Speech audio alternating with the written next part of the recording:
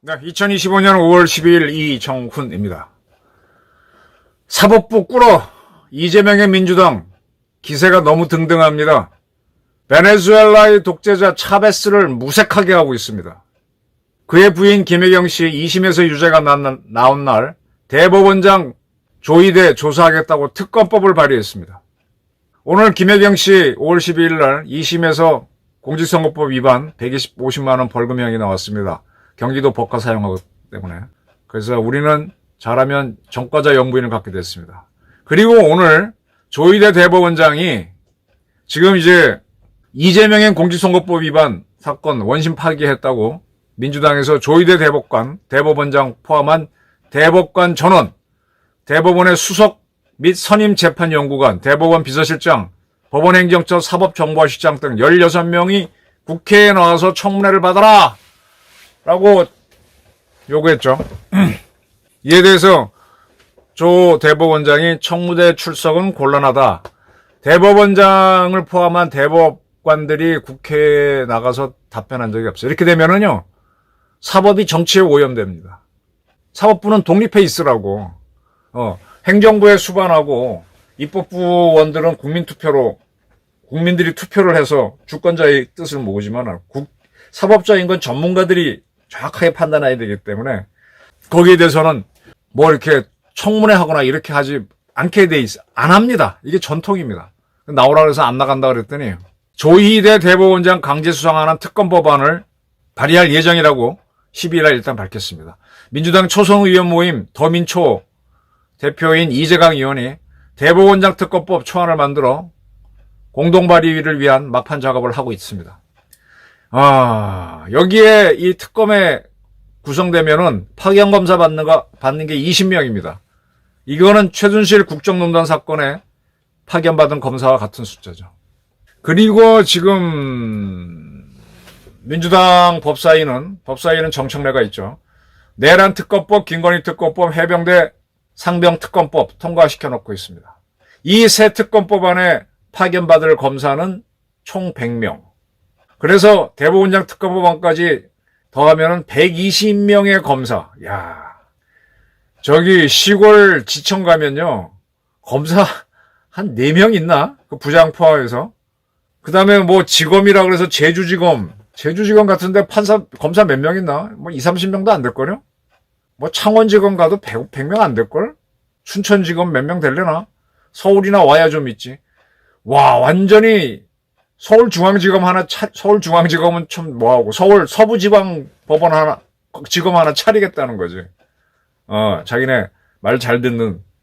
지금 이재명은요, 전국을 다니면서 뭐 경제 살리기, 그리고 웃고 떠들고 하면서 부드러운 모드를 보여주고 있지만 그 밑으로는 이렇게 칼을 갈고 있습니다. 저는 이재명이 당선되면요, 민주당 정권 독재를 위한 개헌을 할 거라고 봅니다. 지금 개헌 얘기 안 꺼내지만 할 거라고 봅니다. 왜? 마음대로 할 수 있잖아요. 지금 이들이, 이재명이 대통령에 당선되면 모든 재판을 멈춰서 집권을 하려고 합니다. 근데 문제가 되는 게 지금 파기환송심하고 이런 것들이죠. 헌법 제84조는 대통령은 내란 또는 외환의 죄를 범한 경우를 제외하고는 재직 중 형사상의 소출을 받지 아니한다. 네. 그래서 여기서 이제 이재명은 공직선거법 위반이니까 어떻게 되느냐? 이 소추가 문제입니다. 이게 내란이나 외환인 경우에는 대통령이라도 소추를 받는 거고, 내란이나 외환이 아니면 소추를 안 받을 수 있는데, 소추가 이 대법원까지 가는 재판 과정이냐, 아니면 최초로 이렇게 지방법원에 검찰이 기소할 때 던지는 그게 기소냐, 이게 문제입니다. 저는 30년 기사를 쓰면 소추했다 그러면 기소했다라고 써왔거든요. 근데 이제 와서는 소추가 아니고 이제 재판 1심 끝나면 2심, 3심 계속 가고 또 파기심 하니까 그게 그때마다 다 기소하는 거니까 그게 전 과정이 소추다. 그렇게 되면 그건 재판이지. 이제 기존의 상식을 깨는 주장을 해왔습니다. 여기에 대해서 학자들이 많이 의견이 달리는데, 자, 이재명이 당선되면은 어떻게 되느냐. 헌법 제68조에 대통령 임기가 만료되는 때에는 후임자를 선거한다. 그리고 또 그 다음 2항이 이거예요. 대통령이 고리된 때 또는 대통령 당선자가 사망하거나 판결, 기타의 이유로 그 자격을 상실할 때에는 60일 이내에 후임자를 선거한다라고 되어 있습니다. 자, 이번 선거는요, 바로 당선과 동시에 취임을 합니다. 당선자 기간이 없죠. 그러나 그는 분명히 당선자입니다.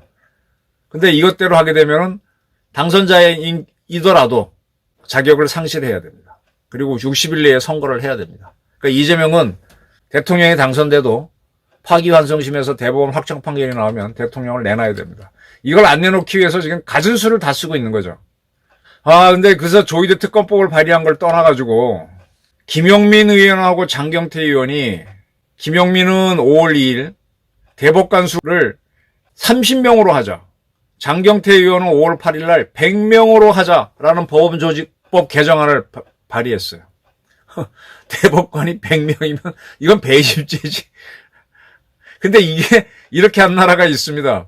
그 유명한 베네수엘라란 나라가 못 살고 거기가 습지가 많잖아요.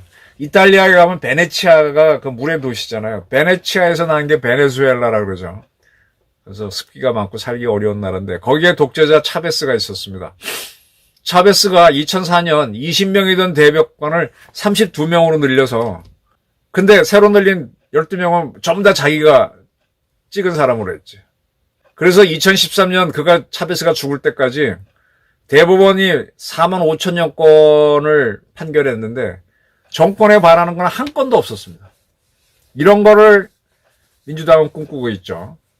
그리고 헝가리에 오르반이라고 하는 정권이 있었는데 2011년 11명이던 대법관을 15명으로 늘렸고 늘리는데 야당 독립 재판관을 임명했습니다. 그리고 역시 정부에 유리한 판결만 쏟아내고 있죠.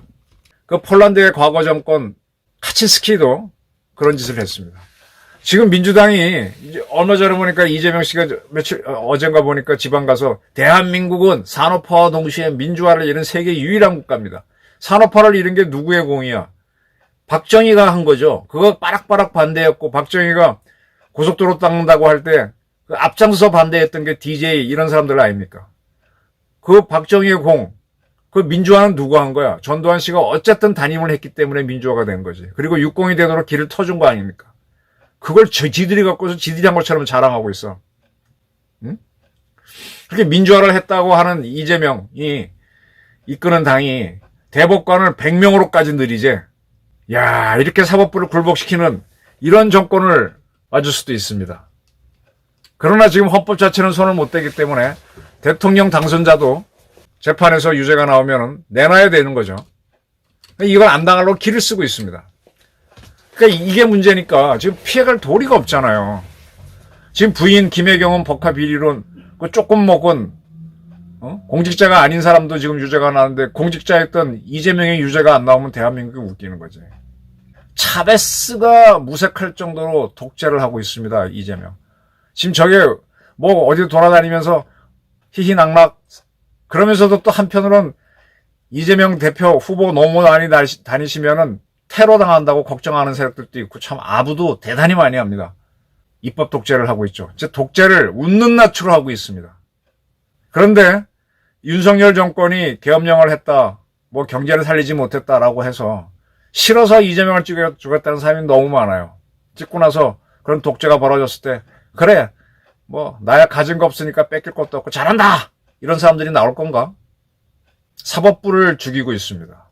자, 이재명은요 지금 김문수 후보는 앞선 방송에서 말씀드렸듯 이준석과 싸워야 되고 국힘 세력과 싸워야 되고 주류 언론과 싸워야 되고 그리고 이재명과 싸워야 되는 매우 어려운 상황입니다. 그런데 이재명으로부터 탄압받고 있는 세력이 또한 이준석이고 또한 국힘이고 또한 보수 언론이고 그리고 사법부입니다. 사법부도 사실은 지금 조희대를 비롯한 올드 판사들하고 젊은 판사들은 지금 법관회의에서 올해 이재명 쪽으로 기울어지고 가능성이 있지만 쪼개져 있지만 어쨌든 사법부도 반 이재명으로 갈 수 있습니다. 그래서 저는 김문수가 지금 굉장히 어려운 상황이지만 어떻게 하느냐?